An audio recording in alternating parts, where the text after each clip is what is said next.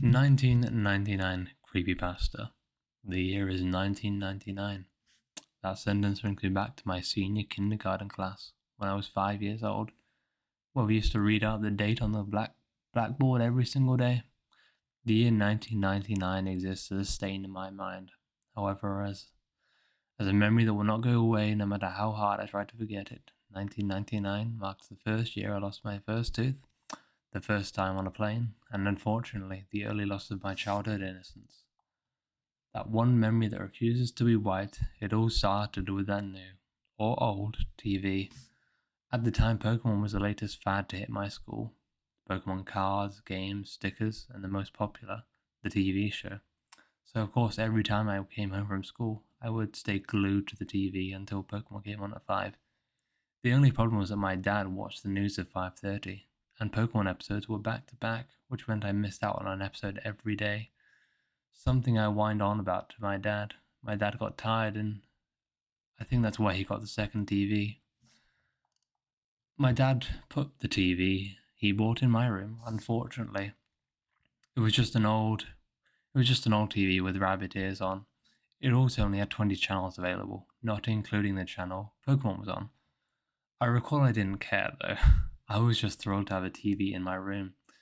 After surfing through the channels, I came to the conclusion that only channel 2, TVO Kids, was worth watching. So I watched that for a while. It wasn't for another few months until I discovered channel 21. One April day, I was flipping through the channels trying to see if Pokemon was on it, and I pressed channel 21 into the remote, hoping there would be more channels. And to my delight, there was. My dad was surprised too, but he let me watch it because it seemed to have kids programs on. The channel was called Calden Local 21, and later I found out it was indeed broadcasted from the town Calden, Ontario, a town very close to my city. The show I saw on Calden Local 21 looked poorly made, and I never understood what was going on half the time.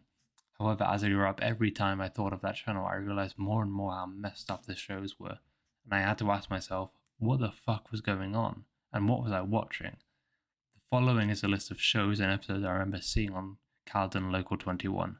How I remember such details even disturbs me, but I guess things like this stand out in your mind for a while.